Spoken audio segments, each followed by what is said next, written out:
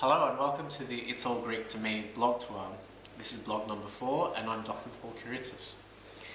Today I will be discussing Greek folklore. Today's lesson focuses exclusively on the nature and evolution of the Greek nymph. As we've discussed in the opening blog of the It's All Greek to Me series, the ancient Greeks saw their gods and goddesses as archetypal powers that existed in the world of being and manifested through its conscious extensions, and sometimes independently of them. The personification of natural forces on the part of these archetypal powers, forces that were identified both in the earth and in the recesses of humanity's unconscious mind, were supernatural in that they unveiled a tangible connection between the earth's natural cycles, its electromagnetic fields, and the higher self.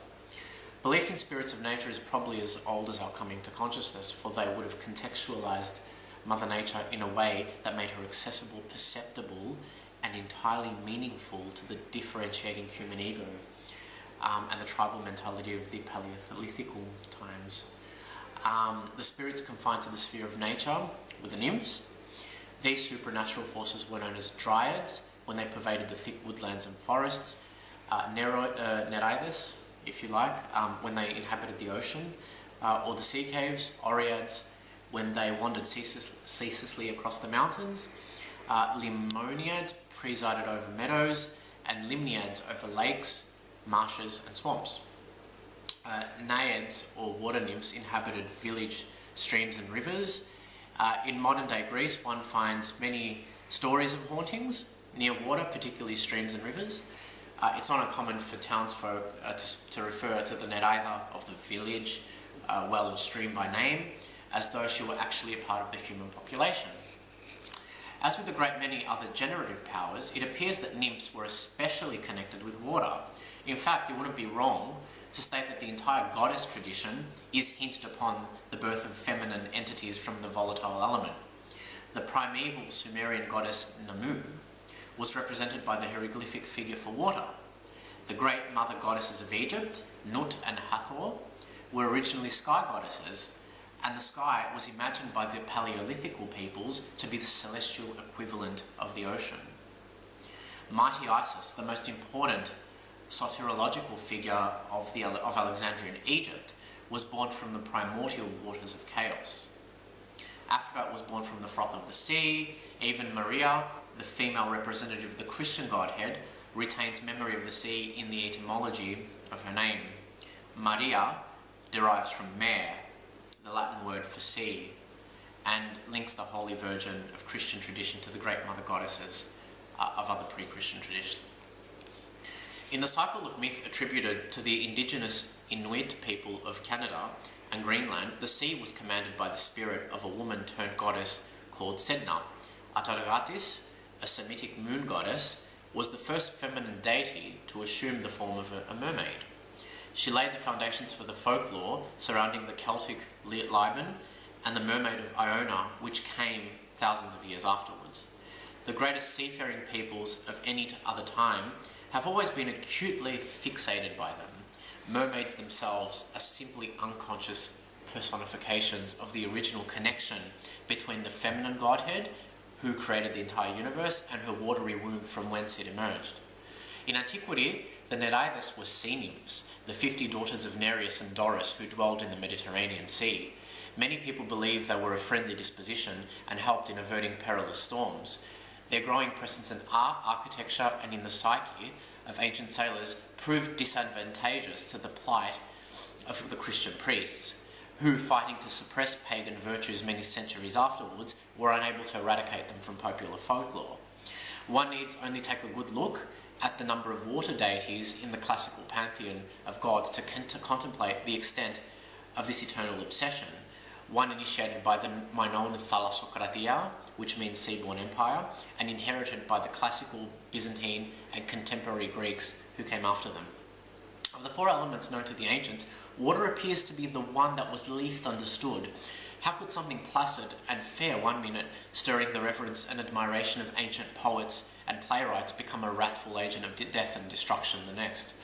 Greeks believed that the pelagic waters could never be trusted or taken at face value. If anything, they had to be feared. This idea is entombed in one particular line of a narratology of the Hellenistic Isis. I make the navigable unnavigable, when I so desire. Ultimately, it was this innate fear, coupled with the adventuresome and often very vivid imagination of the most sailors, that forever impressed upon the collective psyche of Hellenes their erroneous beliefs that the seas were haunted by Nereides, giant serpents and other prehistoric creatures. One that was distinctly Greek was the legend of the Horona, an overgrown mermaid lurking in the abyssal depths of both the Black and Aegean seas. In the legend of the Horona, we have an overgrown mermaid lurking in the Black and the Aegean seas. The Nereida was the alleged sister of Alexander the Great. During a time when she was still a mortal woman, she conspired with her brother to steal the flask containing the waters of eternal life from a cave that was guarded by a gruesome dragon. Their plot succeeded, though fleetingly. The Horona snuck into the cave and snatched up the flask, but dropped it in her haste to get away, unaware that the fiend no longer posed a threat because Alexander had slain him. When Alexander saw the flask's contents spilled onto the ground, he cursed her repeatedly. His fury was such that it carried the potency of magical incantation and turned her into a theriomorph, a creature that was part woman and part fish and inhabited the seas. If the Horona caught sight of a passing ship, she would propel herself to the sea surface holding a trident and appear beside the hull in her guise of femme fatale and ask the ship's captain, "Does King Alexander live?" If the captain replied, "He lives and conquers," the Horona would become spirited with rhapsody, taming the whirlwinds and greybeards with her smile and playing blissful tunes on her lyre. If he made the fatal mistake of telling her that her brother was dead, she would become racked by grief, rousing tempests by convulsing her body and hurling her tail around to capsize the ship. The story of the modern Horona probably emerged during the first third of the 12th century in Byzantium, a time when astrological, pneumatological and alchemical treatises like Secreta Secretorum were being falsely attributed to Aristotle. The aforementioned was actually one of the most popular works of the 12th century and dealt with the occult properties of metals, stones and other elements. Aristotle himself was Alexander's tutor, and by virtue of association, many philosophers of the Middle Ages were inclined to view Alexander as the legendary inheritor of arcane knowledge that enabled him to conquer the known world. Nowhere is this more evident than in the medieval Hermetic text, the Treasure of Alexander the Great, originally written in Arabic.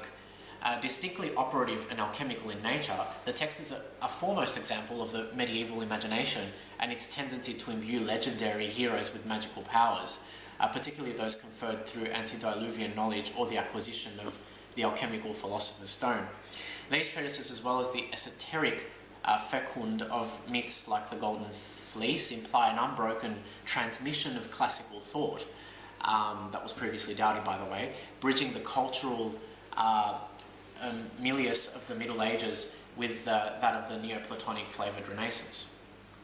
There can be no doubt that the legend of the Horona was a Byzantine adaptation of a classical myth, which is the myth of Scylla, given that their fates are strikingly similar. Scylla was a sea nymph, and she caught the eye of Glaucus, a keen fisherman living in the Boeotian city of Anthedon.